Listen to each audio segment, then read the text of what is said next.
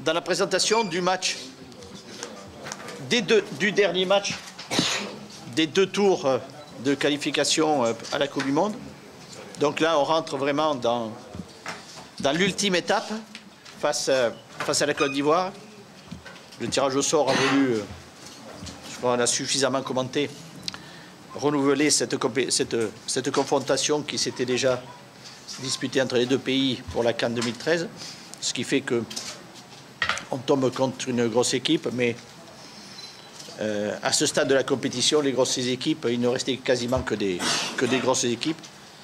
Bon, on ne va pas s'étendre sur la qualité de l'adversaire qui est reconnu, simplement pour prendre acte de cela et nous-mêmes nous préparer donc à cette première rencontre, puisque nous allons disputer donc le premier match à Abidjan le 12 octobre, avec une phase de préparation qui débutera ce lundi 7 octobre à Paris,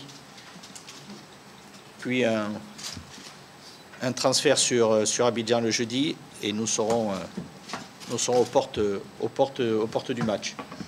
Voilà, donc par rapport à la précédente confrontation, vous savez, la notion de revanche, je ne la vois pas tellement utilisable, parce que ça ne changera rien malheureusement à l'élimination qui a existé pour le Sénégal face à la Côte d'Ivoire. On ne peut pas rayer le passé, c'est comme ça. Simplement, ça peut toujours servir. Et non pas en utilisant l'aspect verbal, ça peut servir puisque ça crée des connaissances, ça crée des oppositions. Et donc, évidemment, ce qui a pu se passer à l'intérieur des 2 matchs sont des choses qui doivent servir. C'est pour ça que moi, bien sûr, que j'ai visionné ces matchs. Enfin, j'ai d'abord surtout visionné le match à Abidjan, dans un premier temps, pour me plonger dans le contexte donc à Abidjan. Effectivement, il y a des éléments qui se sont passés, mais qui ne sont pas aussi de la responsabilité de l'équipe, parce que j'ai vu le penalty, et j'ai vu qu'il y avait eu un penalty. Ça me paraissait un peu... Tout ça pour en venir au fait que sur ce match-là, quel type de joueur dans le comportement? Bien sûr qu'il faut de l'agressivité, de la détermination. Et à travers tout ça, cette agressivité, cette lucidité, donc qui réclame un engagement total, avoir de la maîtrise et de la lucidité. C'est tout ce qui fait les matchs de haut niveau, où on est capable, dans cette intensité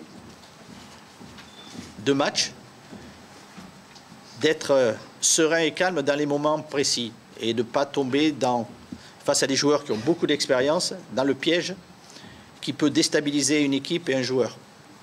Donc voilà avec quel type d'approche il faudrait que les joueurs se comportent et puissent se mettre... Après, vous me parlez des déclarations que font les joueurs, que je n'ai pas lues personnellement, donc je ne sais pas ce qu'ils déclarent, et qui vont jouer. Et ça, c'est... Donc, je ne vais pas pouvoir rentrer dans le détail des déclarations. Si je comprends bien, vous dites qu'ils ont des déclarations qui vont faire le maximum, etc. Et vous considérez que ce n'est pas fait. C'est là le décalage que vous estimez qu'il n'est pas fait. Moi, je ne crois pas qu'on puisse dire ça de tous les matchs qu'ils ont disputés jusqu'à présent. Donc, on restera sur une position qui est la vôtre, par rapport à une position que je ne peux pas aller sur tous les matchs par rapport à vous. Après, on sait bien qu'entre la parole et l'action, il y a toujours un écart. Mais la parole, c'est celle que l'on souhaite, quand on les met, de dire on va faire le match ou dans n'importe quel secteur, en souhaitant derrière la réussite, évidemment, qu'il peut y avoir. Mais la maîtrise de tout ça, c'est la complexité d'un match de football aussi.